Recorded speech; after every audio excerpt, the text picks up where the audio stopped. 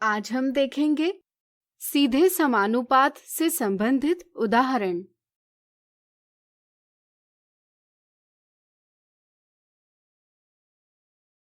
यदि एक रेलगाड़ी एक समान चाल यानी यूनिफॉर्म स्पीड से 3 घंटे में 180 किलोमीटर की दूरी तय करती है, तो ज्ञात कीजिए वह 7 घंटे में कितनी दूरी तय करेगी।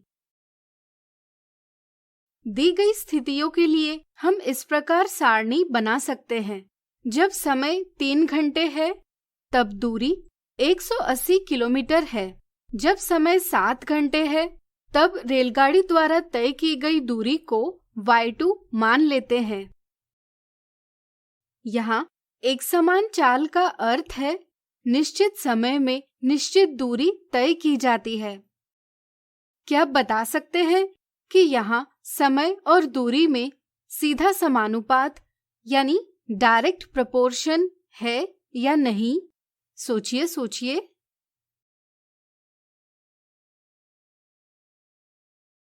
चलिए हम बताते हैं। जब चाल निश्चित हो तो अधिक समय में अधिक दूरी तथा कम समय में कम दूरी तय की जाएगी।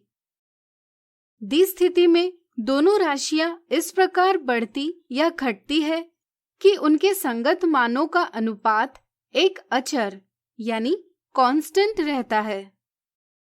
इसलिए हम कह सकते हैं कि समय और दूरी सीधे समानुपात में हैं। पिछले वीडियो में हमने सीखा कि यदि x y के समानुपाती हो तो x के मानों और संगत y के मानों के लिए x1 बटे y1 बराबर x2 बटे y2 बराबर x3 बटे y3।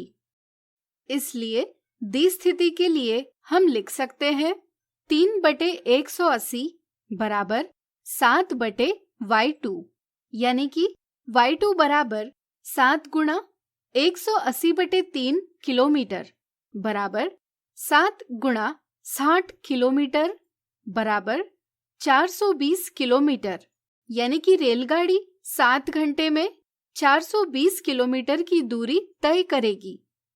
क्या हम इसे एकिक विधि यानी यूनिटरी मेथड से भी हल कर सकते हैं? सोचिए।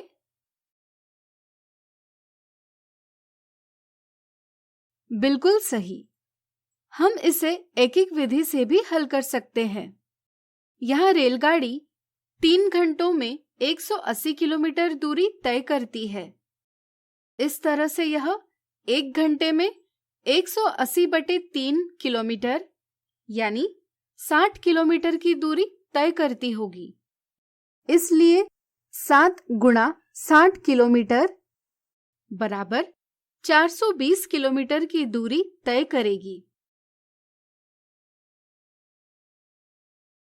चलिए अब अगला उदाहरण देखते हैं। मीना 4 मिनट में 92 शब्द लिखती है। यदि उसे 480 शब्दों का एक निबंध लिखना है तो आवश्यक समय ज्ञात कीजिए। दी गई स्थितियों के लिए हम इस प्रकार सारणी बना सकते हैं, जहां x2 480 शब्दों को लिखने के लिए आवश्यक समय है।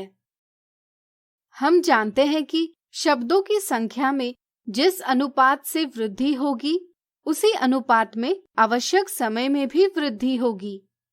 इसलिए यहाँ समय और शब्दों की संख्या में सीधा समानुपात है।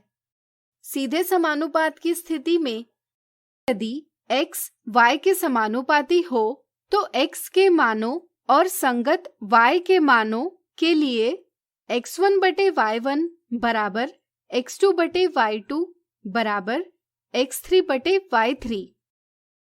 इसलिए हम कह सकते हैं कि 4 बटे 92 बराबर x2 बटे 480, यानी कि x2 बराबर 4 बटे 92 गुणा 480 मिनट्स बराबर 20.86 मिनट।